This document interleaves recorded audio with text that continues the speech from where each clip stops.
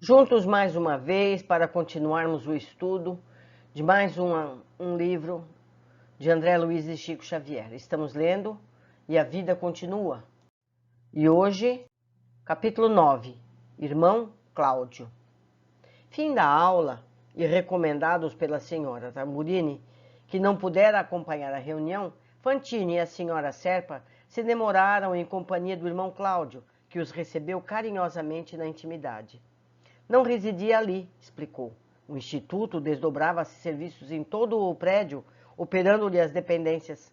Ainda assim, que os amigos se sentissem convidados para alguns dedos de prosa, em casa, onde, junto da esposa, teria prazer em recebê-los, já que a senhora Tamburini o indicara como sendo um explicador capaz de prestar-lhes informes em torno de problemas que reputavam importantes. Punha-se-lhes à disposição para atender no que lhe fosse possível, conquanto se reconhecesse inabilitado a satisfazer como desejaria. Tudo isso era dito cortesmente em recinto enluarado, no jardim da instituição, onde pequenos grupos de estudantes se espalhavam aqui e além. Ladeado, mesa física, conversava o trio, animadamente, tão grande e tão manifesta familiaridade em pauta que nada faria supor estivesse integrando um quadro que não fosse essencialmente terrestre. Em razão disso, não obstante a fisionomia cismativa de Ernesto, exprimindo incerteza e ansiedade, via-se Eveline, senhora de si, absolutamente convencida de que se achava num recanto autêntico do mundo que sempre lhe fora habitual.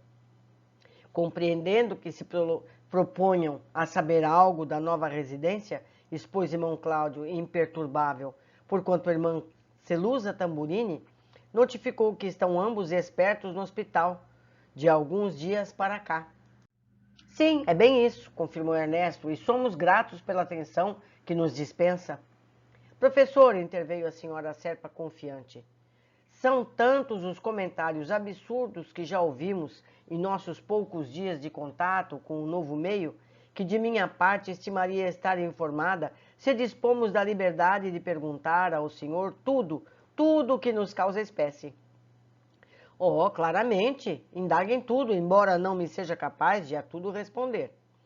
Convocado a exprimir-se pelo olhar percursiente do amigo, volveu Ernesto a palavra. Evelina, quando me ocorre, tenho um espírito dominado por uma questão capital. Isso lhe parecerá talvez uma criancice de doentes mentais, que às vezes temos ambos a impressão de ser. Mas temos escutado, em circunstâncias diversas, a afirmativa de que somos mortos em recuperação num ambiente que não mais pertence aos homens de carne e osso. A princípio, rimo-nos francamente, categorizando isso à conta de grossa tolice. Entretanto, as opiniões se avolumam. A própria senhora Tamburini está certa de que já cruzamos as fronteiras da morte, como quem vara a noite de sono. Que nos diz isso, professor? Irmão Cláudio esboçou significativa expressão facial, em que a admiração se misturava à piedade e obtemperou sem cerimônia. Estarão vocês em condições de acreditar em minha palavra, se lhes ratificar a notícia de que respiramos em plena esfera espiritual? Mas, professor, exclamou Evelina lívida.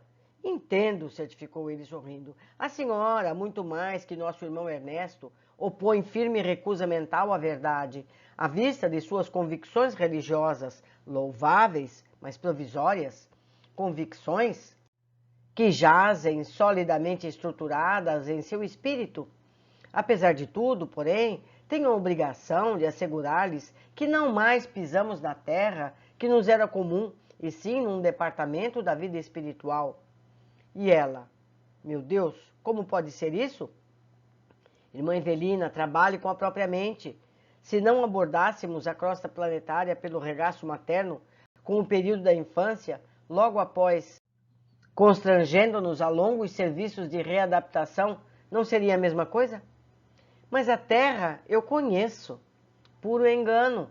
Classificamos a paisagem terrestre e os pertences que lhes dizem respeito, submetidos aos conceitos de quantos estiveram nela antes de nós, ocorrendo análogas circunstâncias no ambiente a que nos acolhemos agora.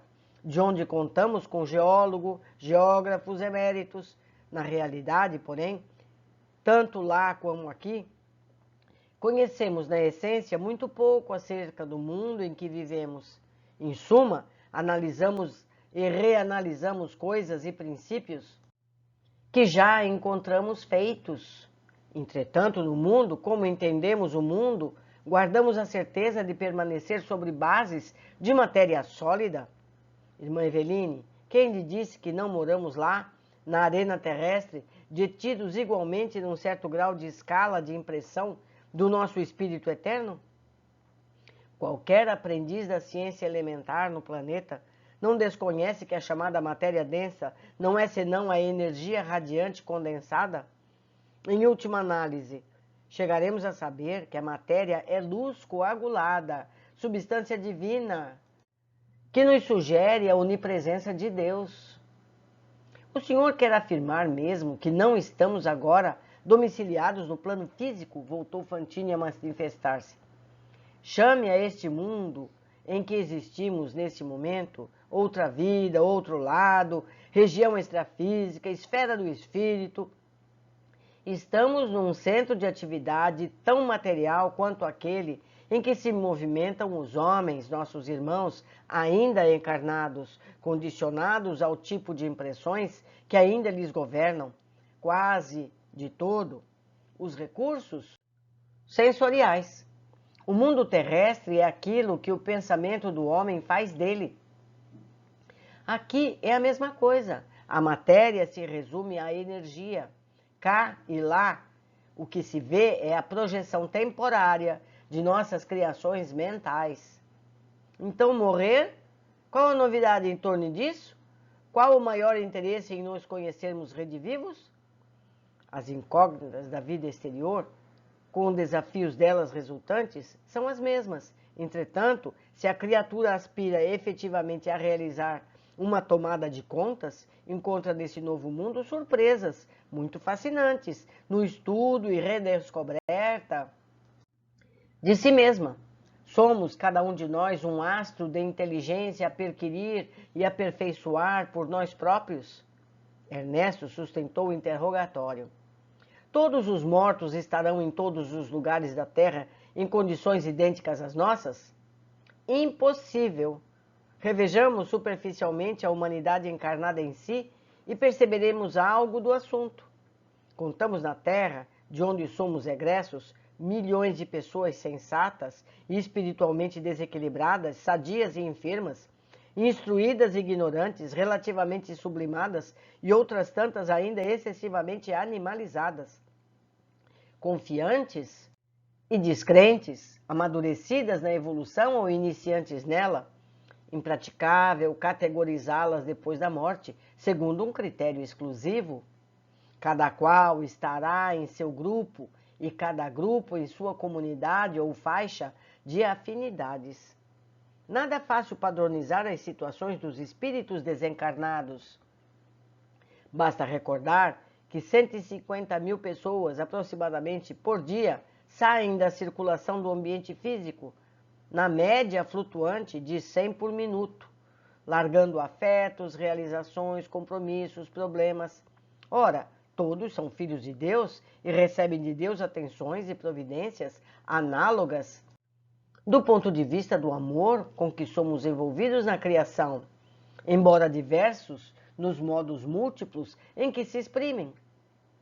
Razoável reconhecer que por muito se enfeitem externamente com as honras que lhes são prestadas pelos entes queridos quando se despedem do mundo, os homens, quaisquer que sejam, chegam aqui como são, porque hajam desencarnado, o louco não adquire o juízo de um dia para o outro, e nem o ignorante obtém a sabedoria por osmose. Depois da morte, somos o que fizemos de nós. Deixa passar o carro. Na realidade interna, e colocamo-nos em lugar compatível com as possibilidades de recuperação ou com as oportunidades de serviço que venhamos a demonstrar. Estamos diante de trabalho imenso, anotou Fantine espantado. Sim, No mundo dos homens, uma criatura não se modifica de improviso por haver atravessado o oceano de um continente para outro. Acontece o mesmo nos domínios do espírito. Há tempos, sublinhou Ernesto, li mensagens de entidades desencarnadas, merecedores de crédito, relacionando os sofrimentos e conflitos que experimentaram em regiões inferiores, individualidades, aliás, que me pareceram senhorear largo patrimônio de recursos intelectuais. Nada de admirar. Por imposição de nossas necessidades, nós mesmos estamos residindo em zonas densas, na vizinhança das criaturas encarnadas. Refiro-me às regiões tenebrosas ou infelizes, relativamente aos quais ouvi tantas dissertações e onde se desarvoram tantos irmãos nossos. Fantine, precisamos certificar-nos, clareou o mentor, de que esses lugares não são infelizes, de vez que infortunados são os irmãos que os povoam. Os jardins e pomares que enriqueçam um manicômio deixarão de ser jardins e pomares porque existam enfermos a desfrutar-lhes as emanações nutrientes? Fantine questionou na face. Pois é, meu caro. As áreas do espaço, às vezes enormes, ocupadas por legiões de criaturas padecentes ou desequilibradas, estão circunscritas e policiadas, por maiores que sejam, funcionando à maneira dos sítios terrestres, utilizados por grandes instituições para a recuperação dos enfermos da mente. Você não ignora que existem doentes da alma, consumindo larga faixa da existência dos hospícios acolhedores na Terra. Isso acontece aqui também. Ladeando o nosso vilarejo, temos vasto território, empregado no asilo de irmãos desajustados, aos milhares, mantidos e vigiados por muitas organizações de beneficência que trabalham no socorro fraternal. Evelina, que não acreditava no que ouvia, abjugou insatisfeita. Mas, se nos achamos num plano espiritual, que dizer das construções sólidas vinculadas à arquitetura terrestre com que somos defrontados? Nenhum espanto quando ponderarmos que os edifícios no mundo dos homens nascem do pensamento que os esculpe e da matéria que obedece aos projetos elaborados. Aqui verificamos o mesmo processo, diferindo apenas que as condições da matéria, que se evidencia mais intensivamente maleável à influência da ideia dominante. Reflitamos no progresso da indústria de plásticos, na atualidade do plano físico, de onde viemos e perceberemos, com mais segurança, as possibilidades imensas para as edificações delicadas e complexas em nosso domicílio de agora.